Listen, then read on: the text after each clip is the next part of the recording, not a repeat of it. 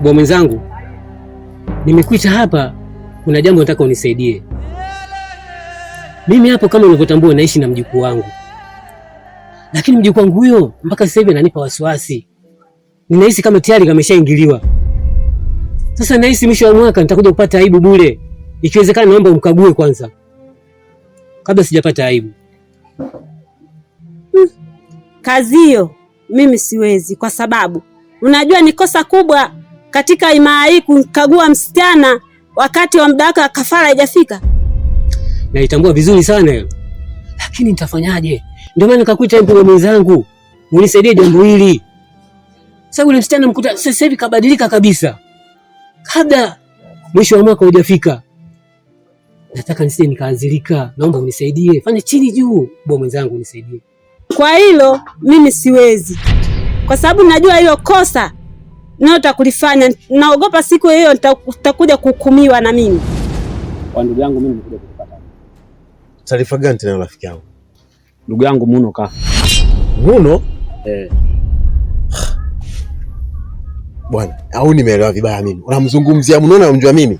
Yule ambaye ulimpatia kazi yako ya kumfanya vibaya binti yako kashafariki. Amekufa. Amefariki. Mungu wangu nakushukuru Mungu.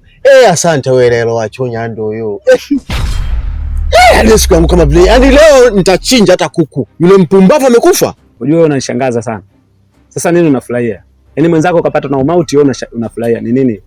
Yule mjinga yule. Alikuwa anataka kumlazimisha mtoto wangu amchezee, ndio maana mimi nafurahia. Basi poa, mimi nilikuja kukupa hiyo taarifa tu. Bwana nashukuru sana rafiki yangu. Tulia kwanza, unaelekea wapi? Naingia zangu mtaani. Twenzetu.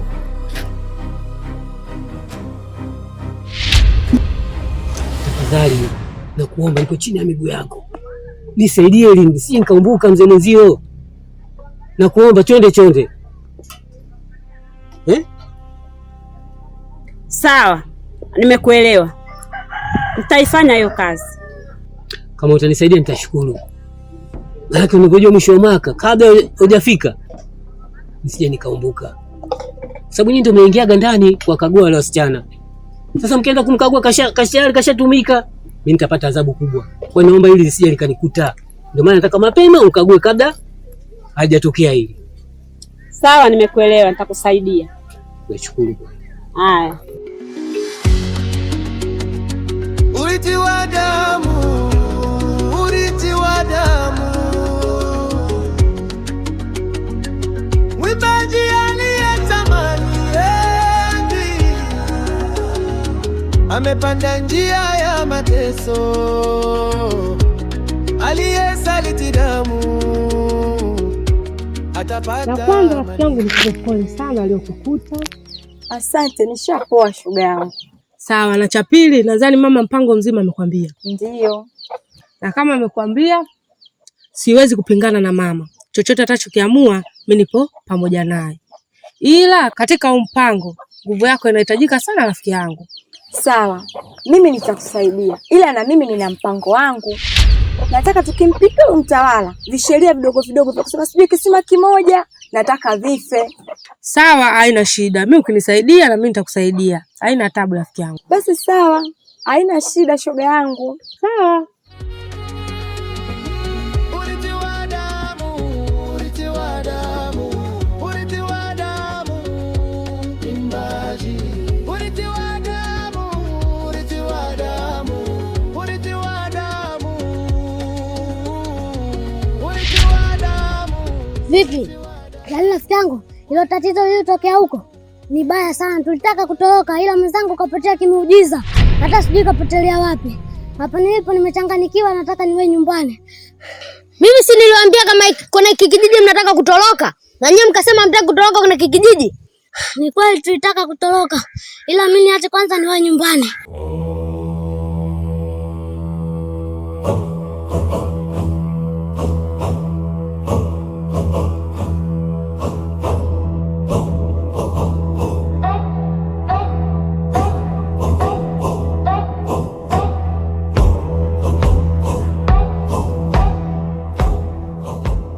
Mpwangu, nimekuja hapa na faraga na wewe.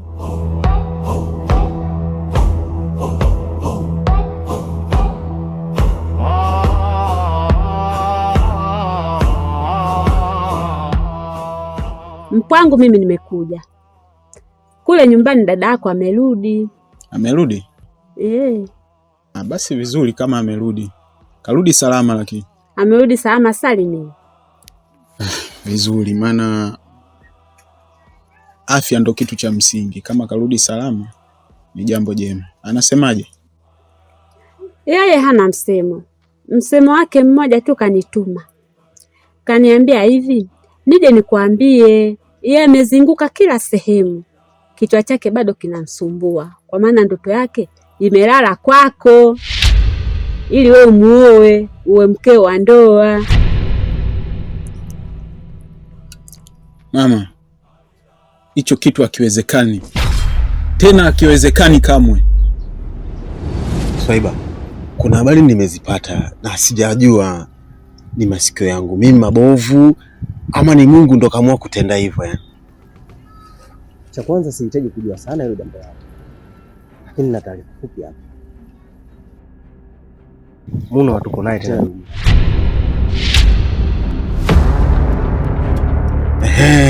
Kwa jambo hilo nataka nikwambie hapa. Na hiyo kazi umeifanya wewe mwenyewe?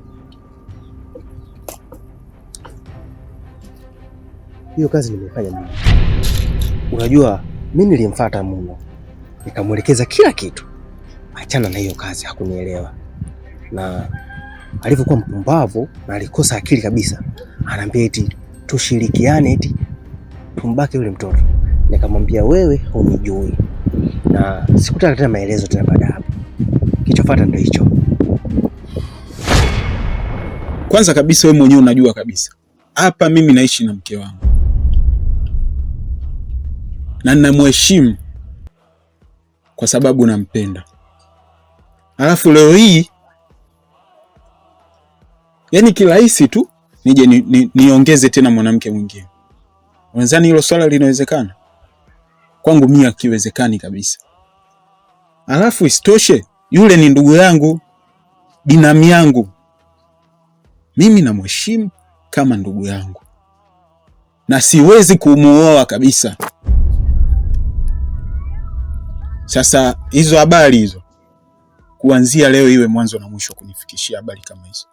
Kama atakutuma tena mwambie mtawala amekataa kumpelekea hizo habari. Lakini Mpwangu, yule dadako hajaongea hilo kwa ubaya. Hata kama hajaongea kwa ubaya mama, lakini mimi nimeshasema sitaki kumuoa yeye. Na mheshimu mke wangu, kwa hiyo siwezi nikafanya kitu kama hicho. Sawa, nimekuelewa.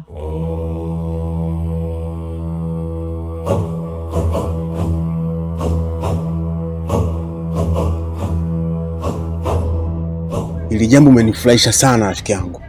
Natamani nikupe dadangu nikuite mwamu. Na Ziba nitakupeleka.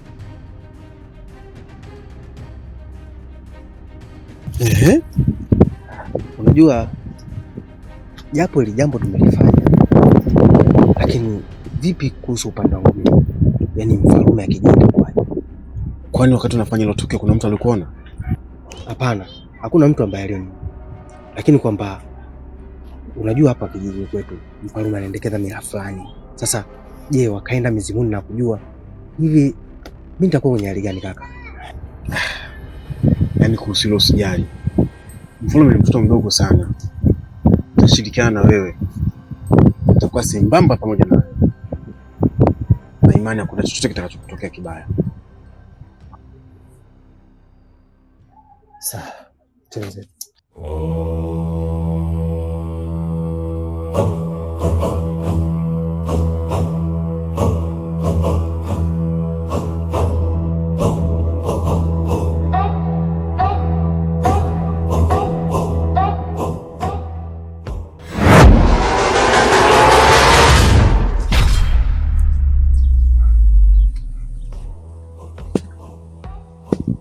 Mzee wangu, unachokihisi ndicho kilichotokea kwa mjukuu wako, na wala sijui nini kitakuja kutokea baina ya wewe na mtawala wako, kwa sababu unakumbuka mlikubaliana na mkaweka mikakati. si ndio? Hizi ndio mila na desturi za imani yetu. Kwa hiyo chochote atakachosema mtabiri, mimi kama kiongozi ni lazima nimfuate, kwa sababu namwamini mtabiri wangu, na mara zote kila atakachosema lazima kitokee.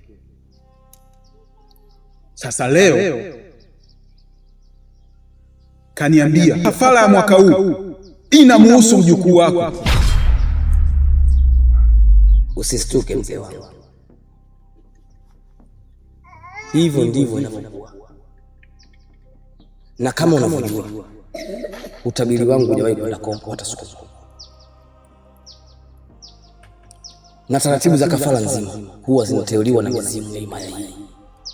Mimi kama mtabiri, mimi napewa maono tu na kuonyeshwa ni nani anayehusika.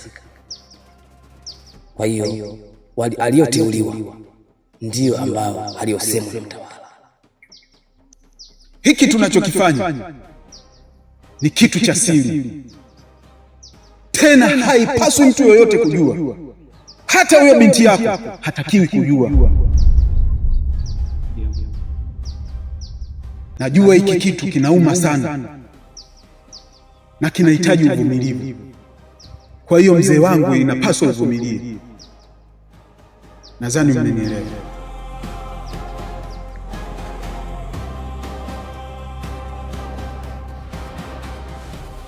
Mtabiri, kwa jambo hili alozungumza mtawala, utanisaidiaje kuhusu mjukuu wako? Mzee wangu, kwenye hili mimi sina msaada wowote wa kukusaidia, na tayari ushakubaliana baina wewe na mtawala wako. Basi mimi sina njia yoyote. Sawa.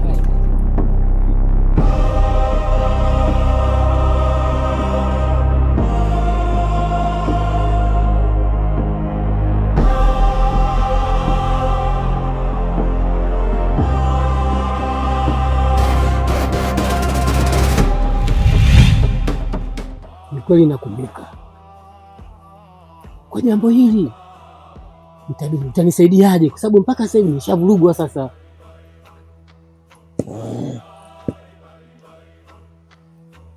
Kwa mimi sina msaada wowote, na ulikuja hapa ni kuangalizie na kukutabilia, na mimi nimebahatika kuona nilichokiona, na nimekwambia ukweli. Na kwenye himaya hii yote mtawala ndio mwenye mamlaka, ndio mwenye nguvu. Yeye ndio mwenye kusema jambo na yeye ndio mwenye kutenda jambo. Kwa hiyo kama mliweza kukaa na mkazungumza na mkakubaliana mkaweka mkakati, basi yeye ndio mwenye kuidhinisha au kupindua. Mzee wangu, hata mimi sijui nini kitakuja kutokea. Mtawala ndio mwenye mamlaka na nguvu kwenye himaya hii, na mimi ni mtabiri tu.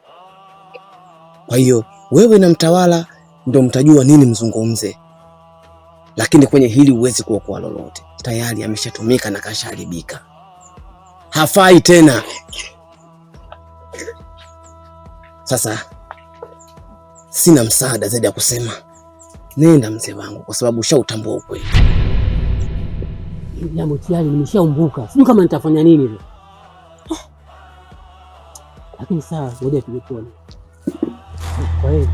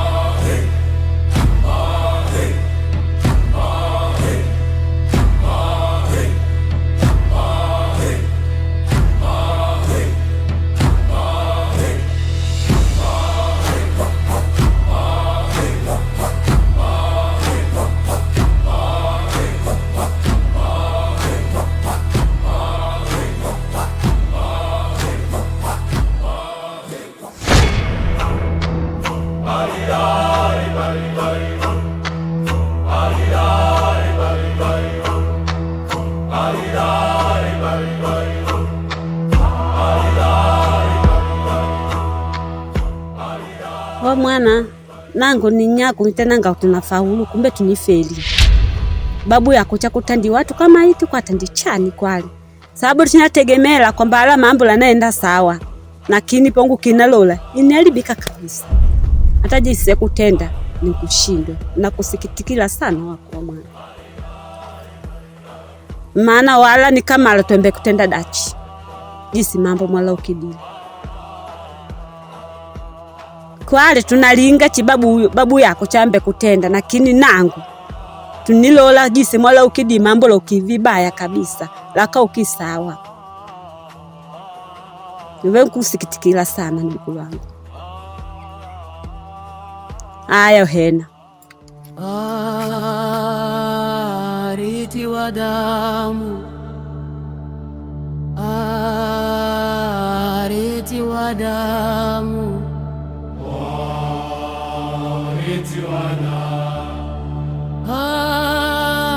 Ariti wa damu. Ariti wa damu. Ariti wa damu.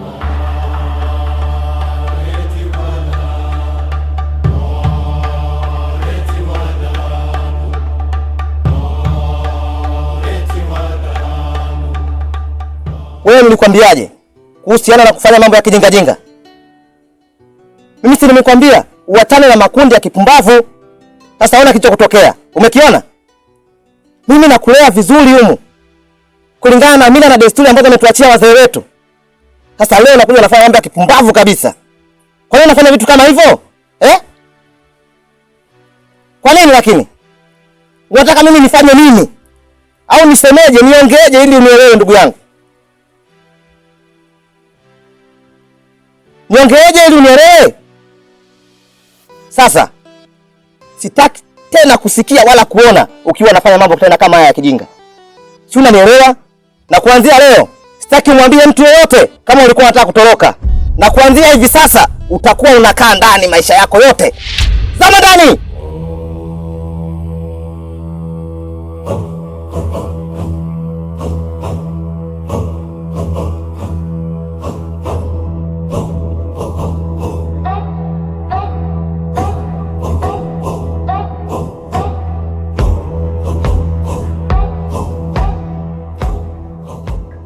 Wangu, naomba usinifiche, maana dalili zote zinaonekana kuwa wewe ushatumika. Hapana babu, mimi sijatumika. Mjukuu wangu, mimi na wewe nani alianza kuona jua? Kwa sababu dalili tayari zinajionyesha. Mbona niambia hujatumika?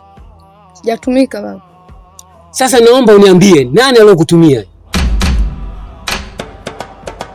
Nakuuliza wewe. Hebu niambie haraka basi. AI.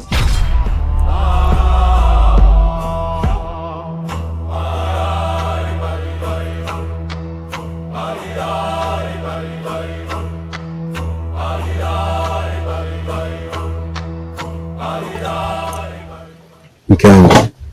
Ndiyo mwanangu. Nimepeleza vya kutosha sana kuhusu binti yetu.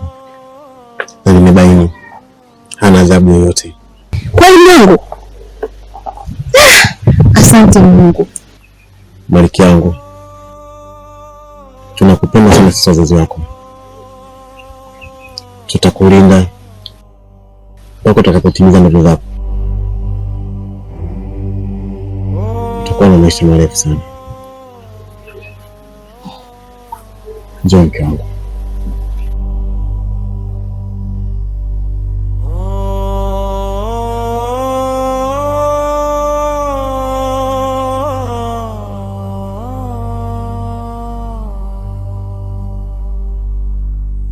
Ete mpangu, unajua kama babu yako kapotea? Hizo taarifa mimi sina. Tena sitaki kuzijua kabisa. Kwa sababu gani hutaki kulijua? Au kwa sababu yule baba yako mdogo? Hapana. Mimi ndugu kwangu ni ndugu. Ila kama ndugu ataamua kuishi kwa roho ya kibinafsi, mimi huyo namhesabu kama adui kwangu. Kwa hivyo haijalishi amepotea au hajapotea. Mimi yule ni adui tu. na yeyote anayepinga amri yangu, mimi huyo kwangu bado ni adui tu, tena namfyeka. Sawa, nimekuelewa.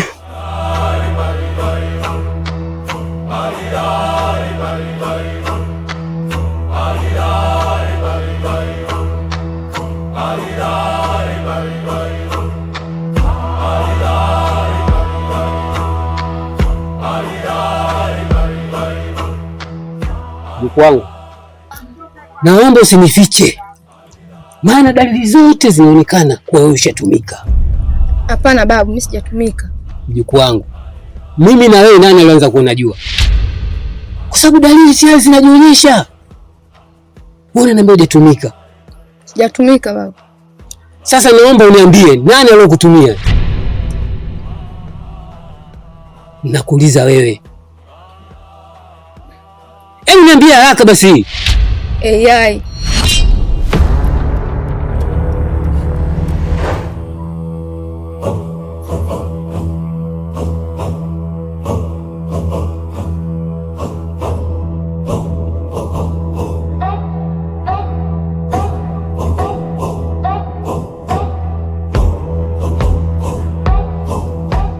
Hapa nilipo nimevuruga kweli yani. Na hata sijui nifanye nini. Mbona babu wako anaonekana poa kaka kuhusu hili? Au kuna jambo baya ambalo ulikuandalia? Hata mimi sijui. Hapa cha msingi na cha mfereji tukae kwa kumchunguza babu yako. Na hata hivyo, kwa hili ondoa shaka. Wewe utabidi uwe nyumbani, imradi huko alipoenda akirudi akukute. Sawa, tutafanya hivyo. Kuhusu hili pia, mimi nitangaje msijana kukusaidia. Ondoa shaka. Sawa. Haya sawa, inabidi uwahi sasa.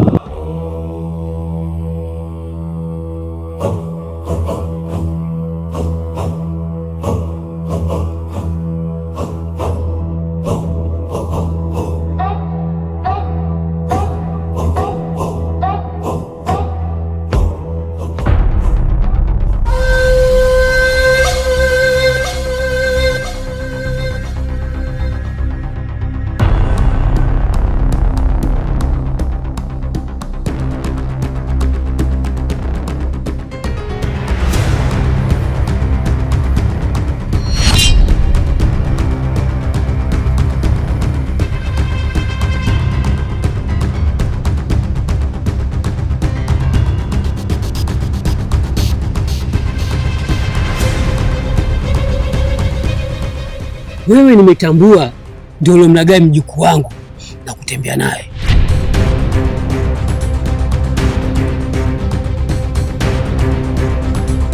Unaniongopea mzee, sio mimi. Sio mimi. Kuongopea? Mimi nimeshaelewa. Hivi kwa nini umeifanya jambo kama hili mtoto? Sio mimi mzee, unaniongopea tu. Mimi sio mimi. Niachie basi, niachie. Mimi siwezi kukuachia. Na hili jambo siliachie hapa. Naenda kumfikishia mfalme. Haelewi kitu gani kinachoendelea. Nisamehe basi mzee, nisamehe. Wewe ni mharibifu. Na hili swala unalijua hapa kijijini kwetu. Mfalme hivi alipendi. Umsharibu niko. Kwa maana hii naenda kulifikisha kwa mfalme. Kaa uelewa.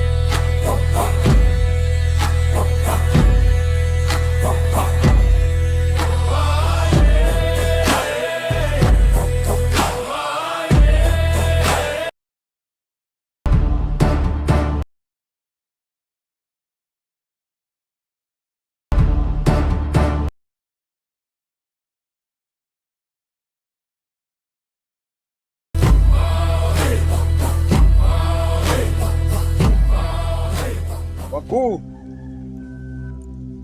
ni kweli mmeweza kuchukua zawadi nilizotoa ambazo zilikuwa kama adhabu kwangu kwa kosa nililolifanya. Nimetoa kometi 10 za mpunga nimetoa kometi 10 za mahindi kama mlivyoniagiza. Kwa hiyo kuchukua kwenu zawadi hizo ni wazi kabisa mmekubali na mmenisamehe kosa langu. Kwa hiyo na mimi nawashukuru sana sana sana, kwa sababu nyie ndio tumekuwa tukiwategemea kwenye himaya hii. Tukiwa na changamoto yoyote tunakuja kwenu na mnatusaidia. Kwa hiyo nawaahidi kosa lililotokea halitakuja tena kujirudia. Sasa kwa kuwa mmeweza kuchukua zawadi hiyo, nami nina mengi sana ya kuzungumza na nyie, maana ni muda mrefu sana tangu marehemu babu yangu akinipatia utawala huu sijaweza kuzungumza na nyie tena. Hamjaweza kujitokeza mbele yangu. Kwa hiyo ningependa muweze kujitokeza ili niweze kuzungumza na nyie. Naombeni mjitokeze.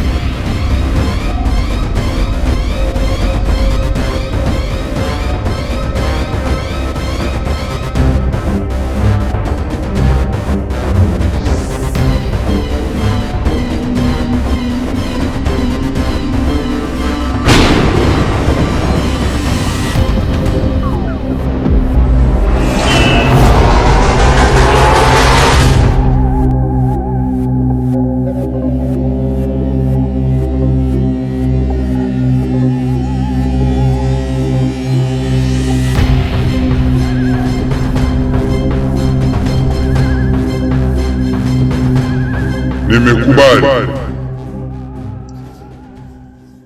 Ombi lako nimelikubali.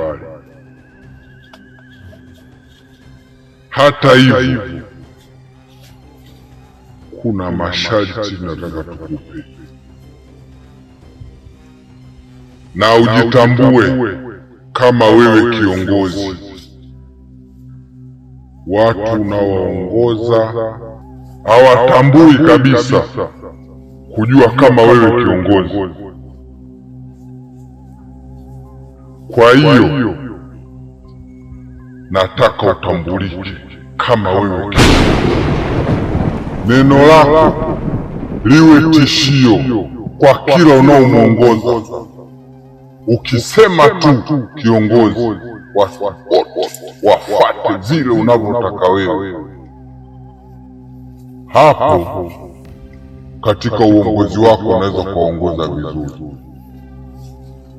lakini unavyowaachia tu wanafanya wanavyojisikia, watakiuka na ambapo pale watapokiuka, sisi hatuna masiara. Maagano haya tuliyoagana na babu yako marehemu hatutoweza kutengua hata kidogo. Yoyote ataukiuka, tutafanya kazi yetu. Hata hivyo, kuna mtabiri tulikupa kukuongozea katika utawala wako. Utamfuata huyo ili majambo yako mengine yeye ndo atakuonesha njia zaidi. Sawa, nimekuelewa mkuu. Mimi sina la zaidi. Naomba niondoke. Unaweza kwenda mkuu.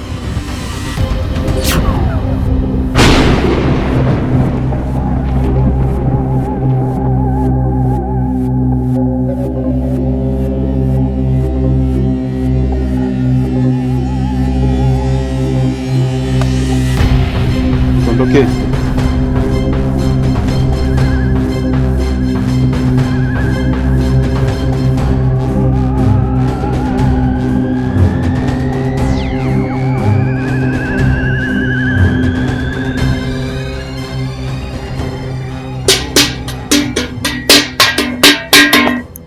Tangazo, wanaimaya hii wote mnahitajika kwa mfalme.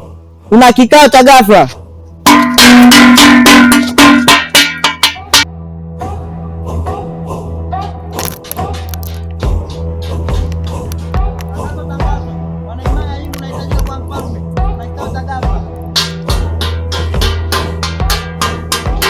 Tangazo, tangazo. Wanaimai mnahitajika kwa mfalme, kuna kikao cha ghafla.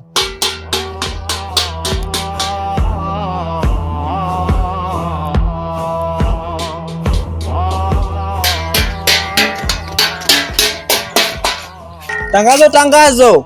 Wanaimai mnahitajika kwa mfalme, kuna kikao cha ghafla. Tangazo, tangazo. Wanaimai mnahitajika kwa mfalme, kuna kikao cha ghafla. Tangazo, tangazo. Wanaimai mnahitajika kwa mfalme, kuna kikao cha ghafla.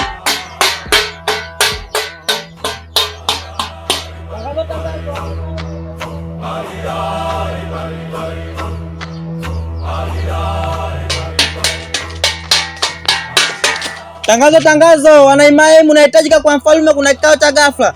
Tangazo, tangazo. Wanaimai mnahitajika kwa mfalme, kuna kikao cha ghafla. Tangazo, tangazo. Wanaimai mnahitajika kwa mfalme, kuna kikao cha ghafla.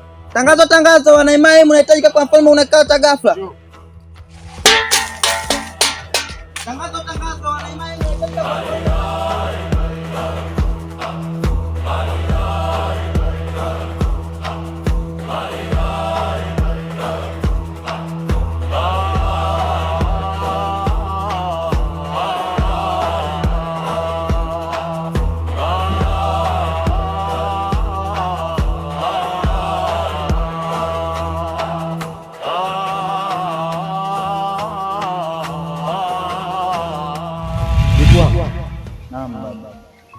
Mimi nishakuwa mtu mzima, leo nishakuwa mzee. Nilikuwa mtawala wa hapa pote hapa, mtawala wa mjini. Sasa mpaka hivi sasa hivi nishakuwa mzee. Nataka nikukabidhi ndugu wangu mpenzi, mtawala uwe nao wewe. Baba, mbona kama unanipa majukumu mazito sana Mungu wako? Kwa sababu mimi bado umri wangu naona mdogo. Utaweza kweli kutawala himaya hii yote? Utaweza. Takupa utawala, utaweza. Kama niliweza mimi. Niliweza kama wewe hapa. Niliambiwa niwe mtawala kama wewe. Na nimekuwa mtawala. Wamenipa utawala. Nimekuwa mtawala leo. Lakini mtu mzima umenipata. Sasa leo nimkabidhi ndugu wangu wewe penzi. Utaweza. Sawa baba, mimi nimekuelewa. Kuna machache. Utawala uwe na nguvu, utawala uwe na jasiri, utawala uwe na hekima, utawala uwe na uwe mkali kweli kweli utawala wako. Sawa baba, mimi nimekuelewa. Nitazingatia yote ulioniambia. Tena atakayejaribu kupinga amri yangu baba, mimi namkata kichwa. Kweli? Ndio. Sawa. Sasa kuna machache tu. Nitakwambia, tutatafuta muda, nitakumalizia ya utawala. Sawa babu, mimi nimekuelewa. Kikubwa mjukuu wako mimi nipo. Tutazungumza tu baba. Haina shida. Asante. Sawa. Haina shida. Sawa. Sawa. Napaswa nitumie nguvu. La sivyo himaya hii itateketea.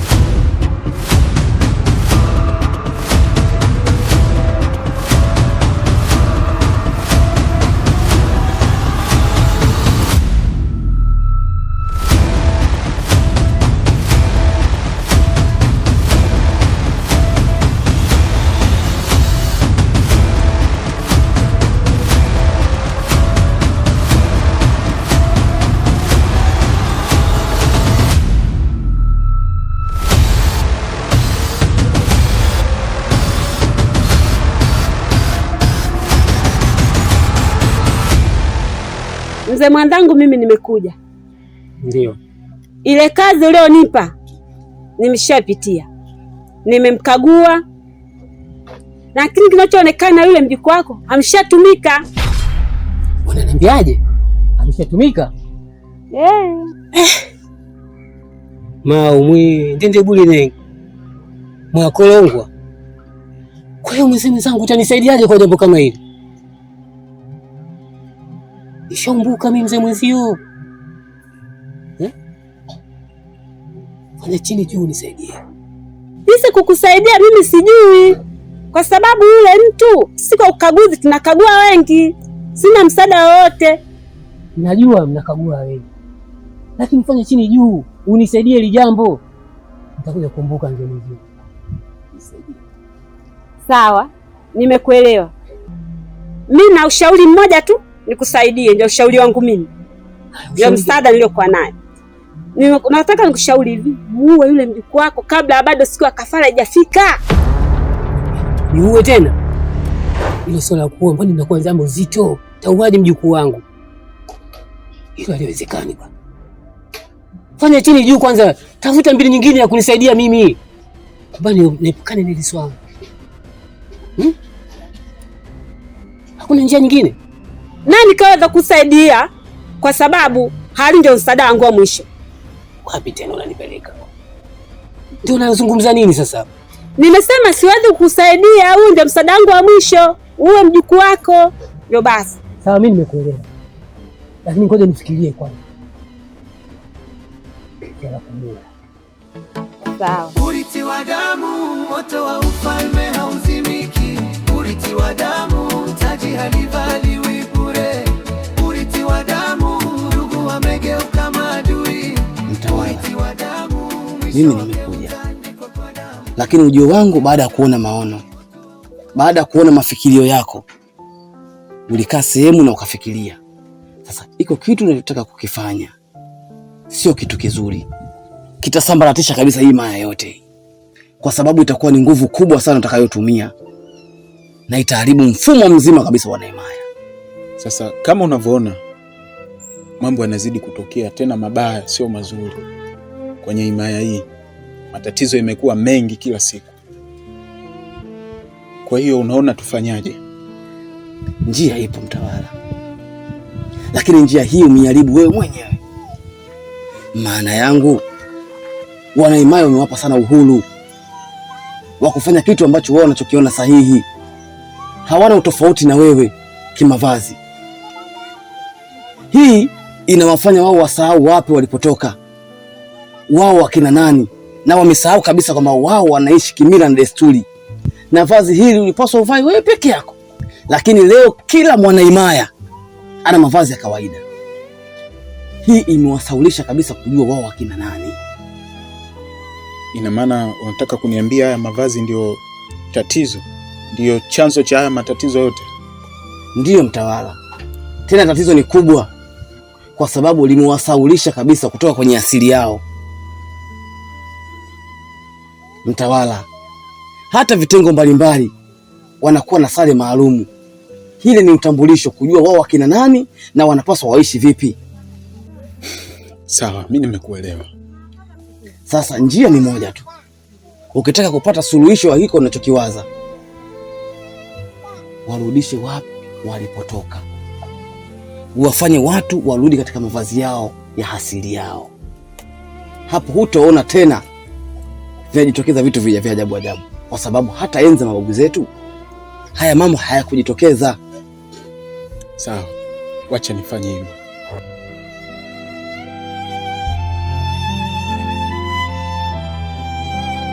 Hivi kwa nini mpiga mbiu wa mfalme anatangaza kikao cha dharura? Sijajua, ila nahisi kutakuwa na hatari, na tena hatari kubwa. Hata mimi nahisi hivyo hivyo, maana kuna kitu nakijua, ila sijajua kama kikao hiko ndo kinahusu hivyo ama la. Ni kitu gani hicho? Yule rafiki yangu Abu alitaka kutoroka ndani ya himaya hii, na njiani alikutana na mauzauza. Sasa nahisi mfalme huenda kajua kitu. Sawa, kwa hiyo unataka kuwasaidia? Nimsaidie? Nilimwambiaje? Kama mfalme atatoa hukumu na kunichagua mimi nikatoa hiyo hukumu, nitamkata kichwa kwa mikono yangu miwili. Ni kweli kabisa, na ujasiri ndio anatakiwa uwe hivyo, maana ameleta upumbavu yeye mwenyewe. Na kuaminia ndugu yako, naweza kwenda. Kitu kipo pale, tunaweza tukaenda. Urithi wa damu, urithi wa damu,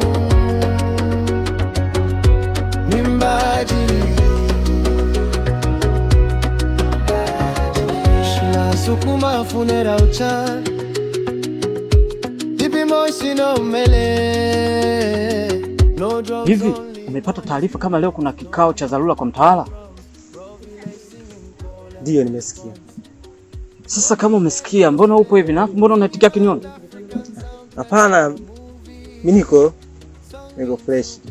Sasa twende tukajiandae tuwai kwenda kwenye kikao cha dharura hicho. Hapa kwanza kulikuwa kuna katika zangu hapo. Sawa ndugu. Umeona? Kuna kikao inabidi tuwai. Mimi nakuomba twende tukajiandae twende kwenye kikao. Wewe tangulia, mimi nitakuja. Basi sawa. Fanya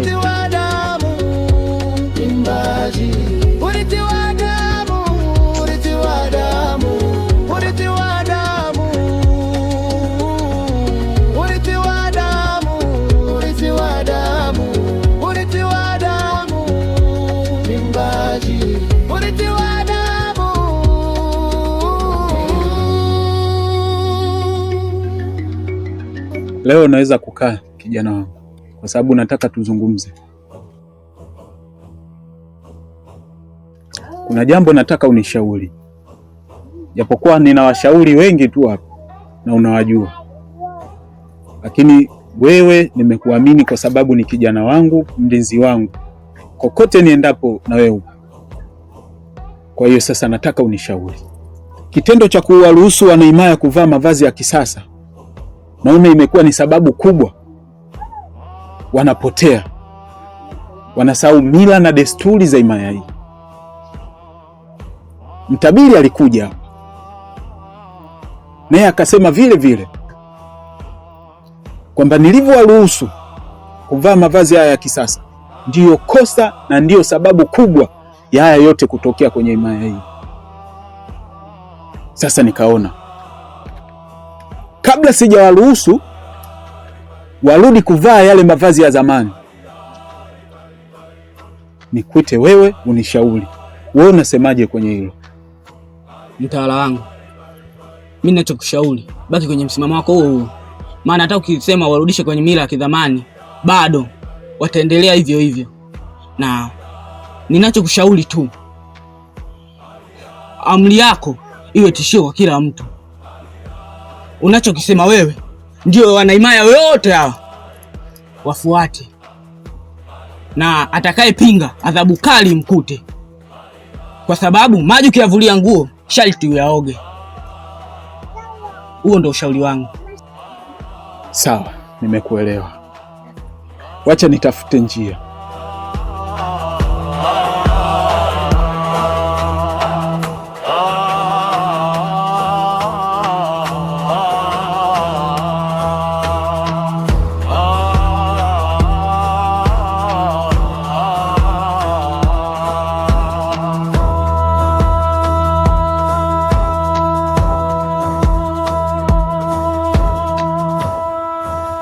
Nimeitisha kikao hiki cha dharura kwa sababu kuna mambo hayapo sawa. Kitendo cha kuwaruhusu ninyi kuvaa haya mavazi ya kisasa ndiyo imekuwa chanzo na tatizo kwenye imaya hii. Mmesahau mila zote na taratibu zilizowekwa. Kila mmoja anafanya kitu anachotaka. Sasa kwa namna hiyo hatuwezi tukafika. Sheria na taratibu lazima zifuatwe. Mambo matatu ya msingi ya kuzingatia kwenye imaya hii. Jambo la kwanza ni kuhakikisha kila mwanaimaya anaenda kuchota maji kule kwenye kisima cha kale. Jambo la pili ni kuhakikisha tunafanya kafara. Na kafara hii haichagui wala haibagui. Haijamwacha mtu yoyote, uwe wa kiume au wa kike. Kama haujawahi kuguswa kwa mwanamke na kama haujawahi kugusa kwa mwanaume. Kafara hii lazima uhusike. Na utaratibu wetu wa kafara tulikuwa tunafanya kila mwisho wa mwaka, lakini kulingana na ujinga wa watu wachache wa himaya hii, leo wamefanya tunabadilisha utaratibu wa kafara yetu. Kwa hiyo kafara hii hatutaifanya tena kila mwisho wa mwaka, ila tunakwenda kuifanya kila baada ya wiki moja. Mnashangaa nini? Mnashangaa nini? Huo ndio utaratibu niliotoa, na yeyote atakayeenda kinyume na taratibu na mfyeka kichwa.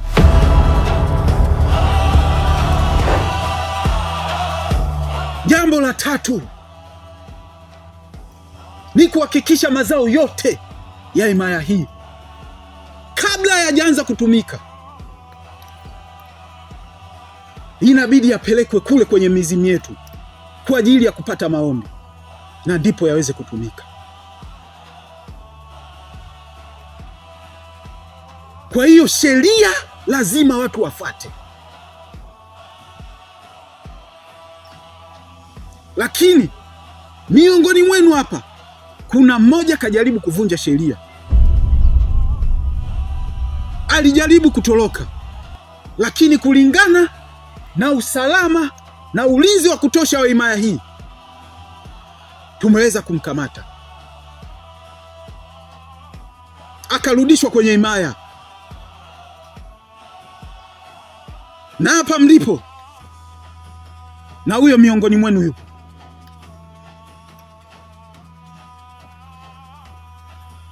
Miongoni mwenu yupo huyo mtuhumiwa. Kijoka, kamate huyo.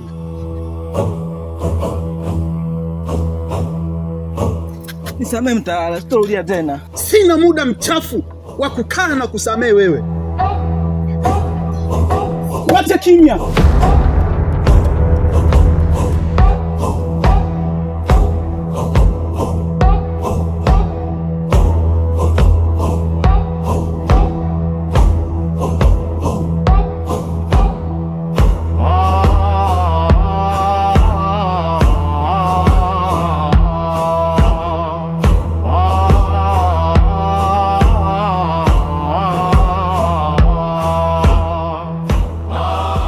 Huo ndio utaratibu wa himaya yetu. Huyu mnayemuona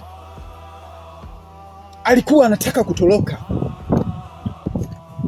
Kwa hiyo sasa, ili iwe fundisho kwa watu wengine,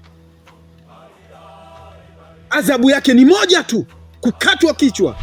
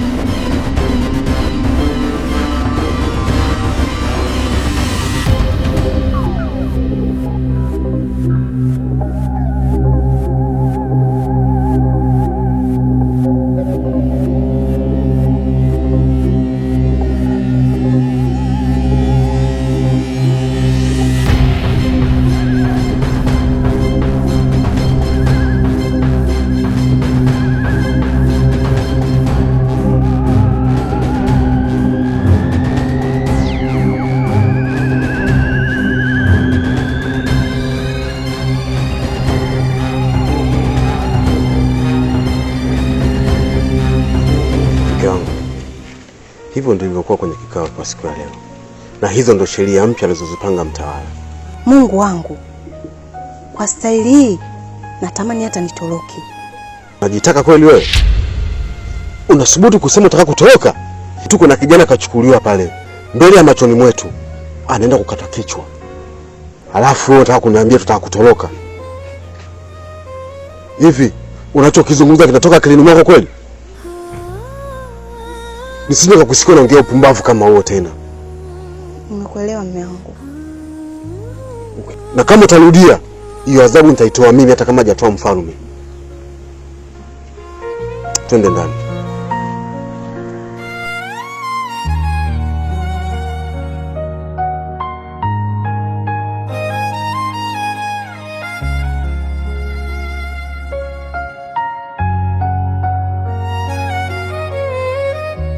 Unaona sasa nilichokuwa nakukataza usikifanye kwa mfalme?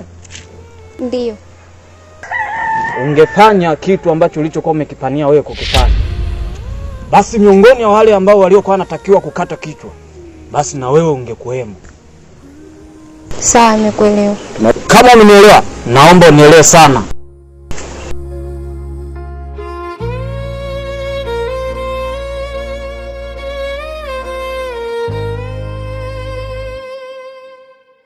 Mume wangu. Naam. Unajua mimi najivunia sana kuwa na wewe. Jua utawala ambao uko nao. Lakini nina mashaka. Una hofu na nini? Mashaka yangu mimi ni juu ya maamuzi magumu ambayo unachukua juu ya raia wako. Yaani hiki ninachokifanya mimi ni mwendelezo tu wa kile ambacho alikuwa anakifanya babu yangu. Kwa hiyo wewe ondoa wasiwasi. Mimi kama kiongozi ni lazima nifate sheria na taratibu nilizopewa na marehemu babu yangu. Kwa hiyo hii nguvu ambayo naitumia mimi ni yale yote aliyoyafanya babu. Lakini pia mimi kama kiongozi ni lazima nitumie nguvu. Kwani kuna shida yoyote kiongozi kutumia nguvu? Hapana shida yoyote. Ni lazima nitumie nguvu ili watu sasa wafuate sheria zote tulizoweka kwenye himaya hii. La sivyo, nikiishi kama wanavyoishi wao, hakutakuwa na uongozi wowote bora. Kila mtu atakuwa anafanya anachotaka. Sasa lazima nitumie nguvu. Tena hii nguvu nayoitumia unayoiona ni ndogo, nitaongeza zaidi ya hii. Na mtu yoyote atakayepinga, mimi nitaendelea vile vile kufyeka kichwa. Nadhani umenielewa. Basi sawa mume wangu, mimi nimekuelewa. Ni hilo tu. Sawa, kama umenielewa vizuri. Na nitaongeza tu ulinzi na usalama wa himaya hii. Sawa, nimekuelewa mume wangu. Urithi wa damu, urithi wa damu. Mwimbaji aliyetamani. Asante sana mtabiri wangu kwa msaada ulionisaidia. Maana kwa lile janga ningekuwa hatiani. Mpaka sasa mfalme akuniita na imani umenisaidia sana. Na ninakushukuru sana sana sana. Tamimu, wewe hauna haja ya kushukuru kiasi kikubwa. Wala hauna haja ya kuwa na wasiwasi kwenye himaya hii. Sijui unanielewa vizuri. Kwa sababu wewe ni mtu muhimu. Yaani wewe unijui tu, lakini miongoni mwa watu muhimu kwenye himaya na wewe ukiwemo. Unajua kwa nini? Kwa sababu ya hayo mavazi ambayo wewe umevaa. Sasa siku zote mtu mwema huwa anatendewa wema miaka yote. Na kwa kuwa wewe ni mtu wangu wa karibu, lazima mimi nikusimamie na nisimame katika usawa ili kuhakikisha maisha yako yanaendelea kuishi. Na nikakaa nikachunguza nikajua kabisa kwamba wewe hausiki na lile jambo. Ndio maana sasa lile jambo nikalibeba mimi. Sijui unielewa vizuri. Nashukuru sana ndugu yangu. Maana wewe umekuwa ni zaidi ya ndugu kwa sasa. Kwa namna ulivyonipambania, maana bila wewe sidhani ningekuwa wapi mpaka sasa.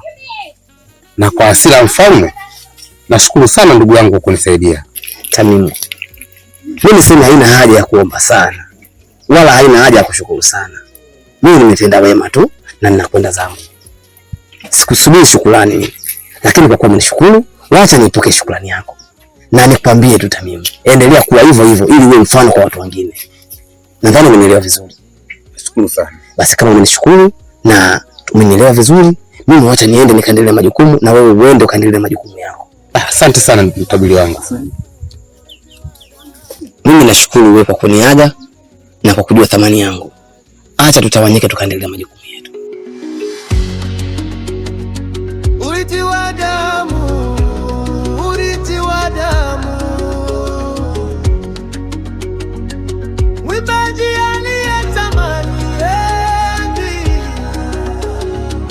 amepanda njia ya mateso,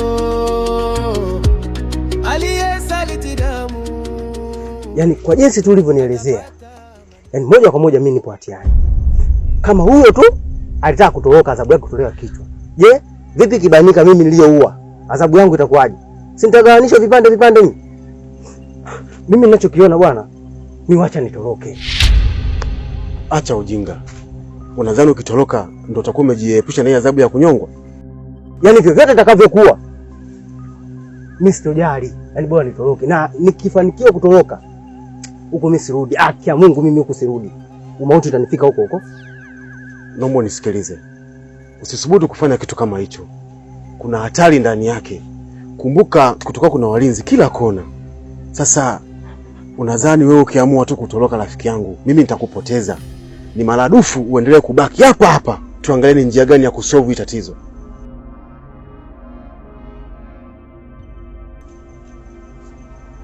Basi sawa, mimi nimekuelewa.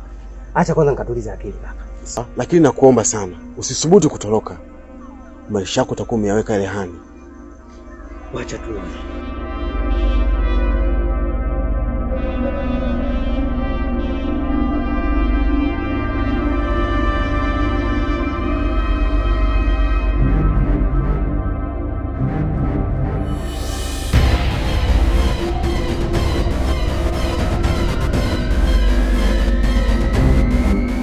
yangu nimesikia unachotaka kukifanya.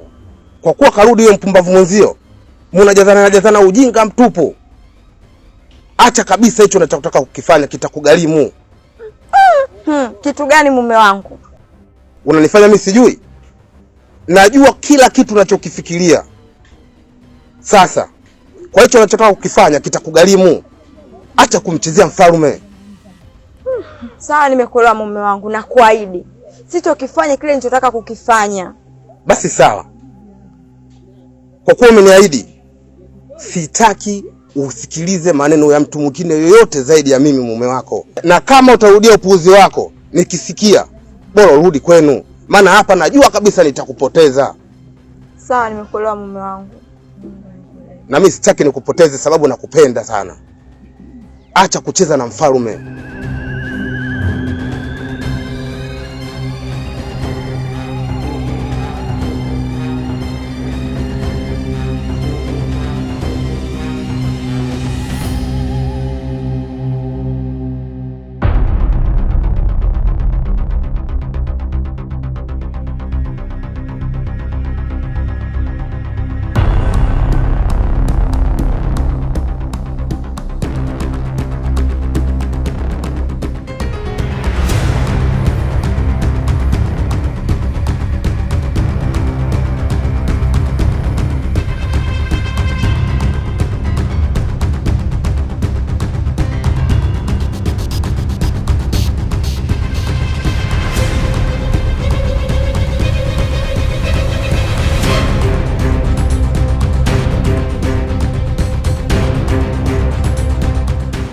Nimewaita hapa ili nyie muwe mashahidi kwa hiki kinachoenda kutokea. Kama tulivyoweka utaratibu wetu, yeyote anayejaribu kuvunja amri, adhabu yake ni kumkata kichwa.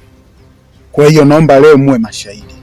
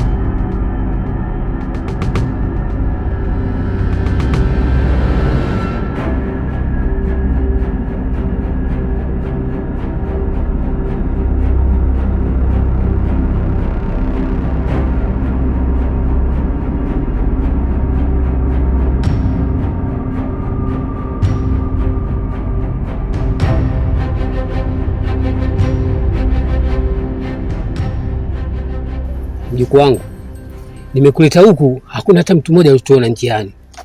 Kwa hiyo ninachotaka mimi hapa, wewe upotee katika huu mji. Sijui unanielewa? Nisije nikakukuta jambo, kwa sababu matatizo umeyataka wewe mwenyewe. Unaweza ukaenda na usiangalie nyuma, chochote utachokiona, vikwazo vingi utaviona, potezea tu, nenda zako. Sawa babu, nikuelewa. Unaweza ukaenda.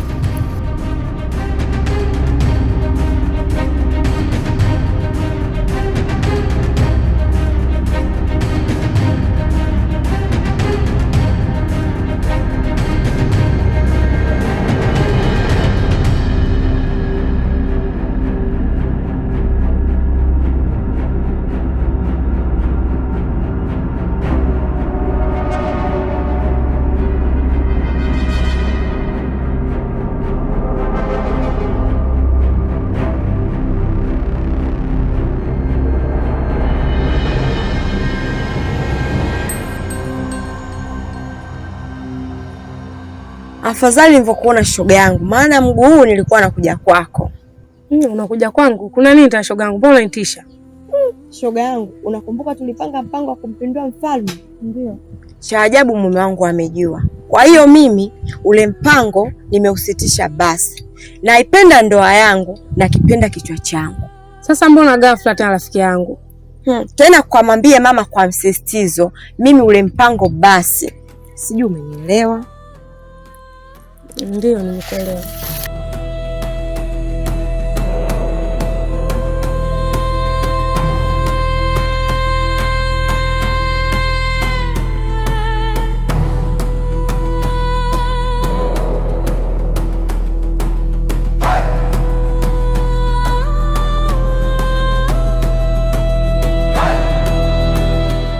Kijana wangu, mimi nashukuru sana kwa ushauri wako ulionipa na nimeweza kufanyia kazi, wewe mwenyewe umeona.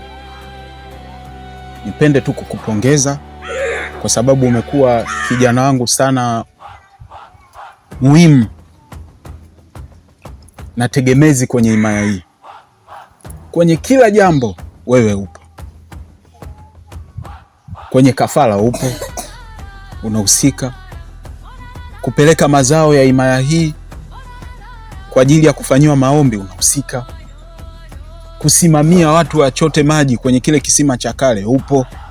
Kwa hiyo mimi nipende tu kusema wewe ni kijana wangu bora na nitafukuza vijana wote ila sio wewe.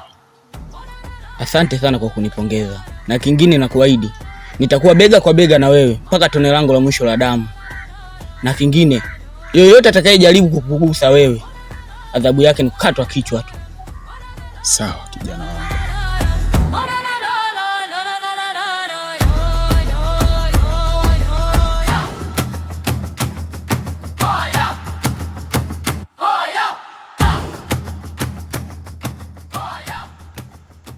Kiwangu. Kiwangu. Abe mume wangu. Njoo mara moja.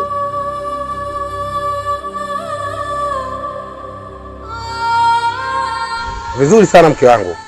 Naona umeamua kurudi katika mavazi yetu ya asili. Ndiyo mume wangu, nimeamua kuvaa mavazi ya asili na yakumbuka maneno yako. Alafu nikivaa mavazi yatanifanya nisifanye makosa madogo madogo. Vizuri sana mke wangu.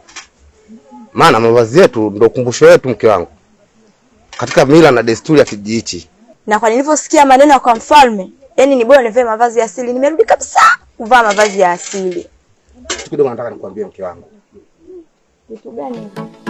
Urithi wa damu, moto wa ufalme hauzimiki. Urithi wa damu, taji halivaliwi bure. Urithi wa damu, ndugu wamegeuka maadui. Nilikuwa nakutafuta sana wewe, maana hata kwenye kikao hujaja. Sasa nimepata habari zako kwamba wewe ni kijana shupavu, jasiri na mwenye nguvu. Kama walivyokuamini wanaimaya, basi na mimi hivyo hivyo nimekuamini. Kuanzia leo utakuwa askari kama walivyokuwa askari wengine, kwa sababu himaya hii inahitaji ulinzi na usalama wa kutosha. Tukifanya hivyo, kila kitu kitaenda sawa. Sasa kuanzia leo wewe utakuwa askari wangu. Lakini kwenye hii himaya kuna wengi mashupavu. Kwa nini mimi? Ila samani, kwenye hili hakuna kupinga kwa chochote, na endapo ukapinga nitakukata kichwa. Kijoka, mpatie mkuki huyu.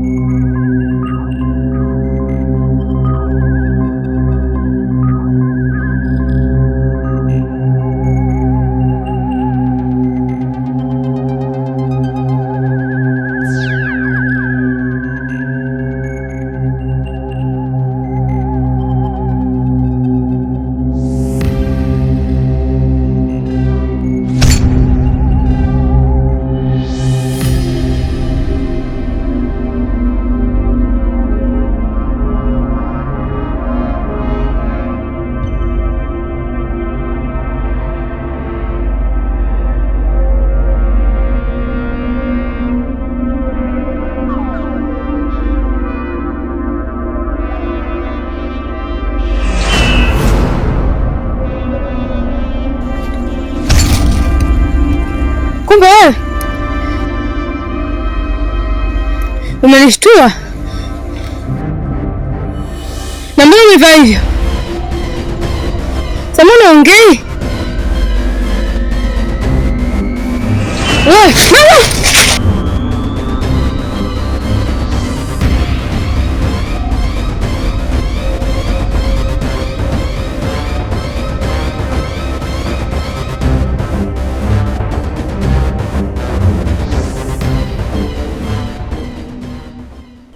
Najua jambo lako ni siri, ila kwa wengine mimi nalitambua, ila endelea kuwa siri hivyo hivyo, maana mfalme akitambua kwamba mdogo wako alitaka kutoroka atakatwa kichwa kama watoto wengine au watu wengine wa imaa hii.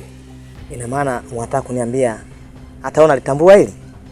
Aswa, na ndio maana ujio wangu huwa kukuja kukuelekeza kwamba endeleza kuwa siri hivyo hivyo, na hii siri ibaki kwangu mimi, wewe na mdogo wako tu. Mtu yoyote atakayetambua imaa hii akimfikishia mfalme ishakuwa tatizo kubwa. Sawa, mimi nimekuelewa kaka. Basi sawa, kama umenielewa, ila kuwa makini sana mdogo wako asije akawa kilopolopo, na itunze sana siri hii, maana ikibainika utapatwa na tatizo kubwa sana kuhusu mdogo wako. Sawa, mimi nimekuelewa kaka. Naendelea kunibebea siri yangu hii na kunitunzia hivyo hivyo. Usije kumwambia mtu. Basi sawa, kuwa makini.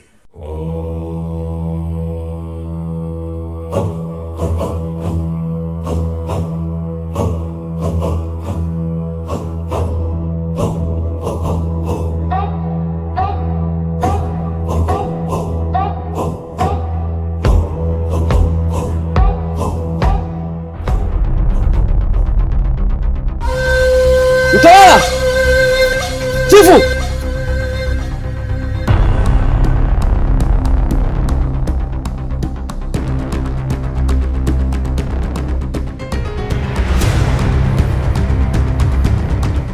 Vipi? Nimeota ndoto mbaya sana, inaashiria mabaya katika himaya hii. Jambo baya? Ndio, jambo baya.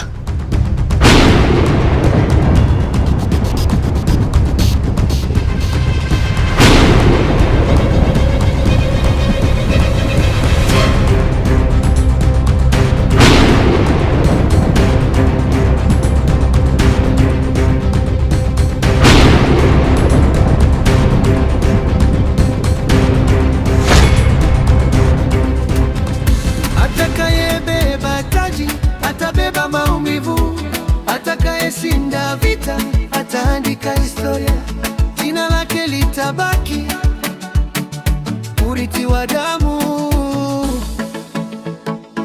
urithi wa damu, moto wa ufalme hauzimiki, urithi wa damu, taji halivaliwi bure, urithi wa damu, ndugu wamegeuka maadui, urithi wa damu, mwisho wake utaandikwa kwa damu, urithi wa damu, moto wa ufalme hauzimiki, urithi wa damu, taji halivaliwi bure, urithi wa damu, ndugu wamegeuka maadui, urithi wa damu, mwisho wake utaandikwa kwa damu. Dark Simamax Swahili soundtrack, emotional male vocal, African orchestra, Tribe and Twags, epic choir, the magic movie T, powerful chorus, repeating. Urithi wa damu